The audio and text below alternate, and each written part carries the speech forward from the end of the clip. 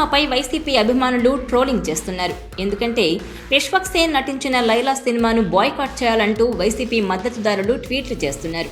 ఆ cinema pre release వేడుకలో నటుడు పృథ్వీరాజ్ చేసిన వ్యాఖ్యలపై వైసీపీ అభిమానులు విరుచుకుపడుతున్నారు. ముఖ్యంగా వైఎస్ఆర్ కాంగ్రెస్ పార్టీ మద్దతుదారులు బాయ్కాట్ లైలా #తో వేల సంఖ్యలో ట్వీట్లు పెడుతున్నారు. ఈ విషయంపై హీరో విశ్వక్సేన్, మూవీ నిర్మాత సాహు గారపాటి ప్రెస్ మీట్ పెట్టి వివరణ ఇచ్చారు. ఇంతకీ ఏం జరిగిందంటే, విశ్వక్సేన్ నటించిన లైలా సినిమా ఈ నెల 14న విడుదల కానుంది. ఇందులో ఆయన లేడీ గెటప్లో కనిపించనున్నారు. ఈ సినిమాకు సంబంధించి మెగా మాస్ ఈవెంట్ పేరుతో ప్రీ రిలీజ్ వేడుక ఫిబ్రవరి 9న హైదరాబాద్లో నిర్వహించారు. ఈ సందర్భంగా అందులో నటించిన పృథ్వీరాజ్ చేసిన వ్యాఖ్యలపై పెద్ద దుమారమే రేగింది. ఈ సినిమాలో తాను మేకల సత్తి క్యారెక్టర్లో నటిస్తున్నట్టుగా పృథ్వీ చెప్పారు.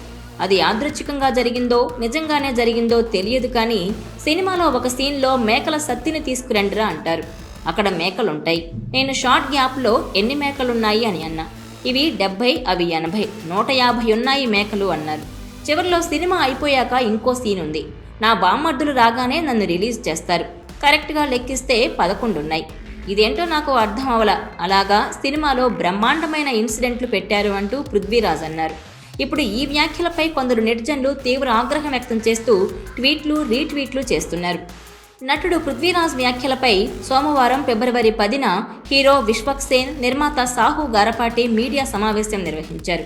సినిమా రాకముందే చంపేయకండి, బాయ్కాట్ లైలా అంటూ అన్ని వేల ట్వీట్లు వేయడం కరెక్టేనా అంటూ నటుడు విశ్వక్సేన్ ఆవేదన వ్యక్తం చేశారు.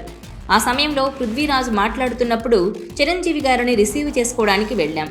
ఆయన మాట్లాడినట్లు మాకు తెలియదు. ఫంక్షన్ అయ్యాక ఇంటికి వెళ్ళి ఆయన కామెంట్లు చూసి షాక్ అయ్యాం. ఈ #బాయ్కాట్ లైలా చూశాక అప్పుడు పృథ్వీరాజ్ ఆ కామెంట్స్ చేశారని తెలిసింది. మా స్టేజ్ మీద ఈవెంట్లో జరిగింది కాబట్టి సారీ చెప్తున్నాం. ఆయనకు మాకు ఎలాంటి సంబంధం లేదు. ఆయన కేవలం సినిమాలో నటించారు అని అన్నారు విశ్వక్సేన్. ఈ సినిమాను ఆదరించాలని కోరారు. ఇదే విషయంపై నిర్మాత సాహు గారపాటి కూడా మాట్లాడారు.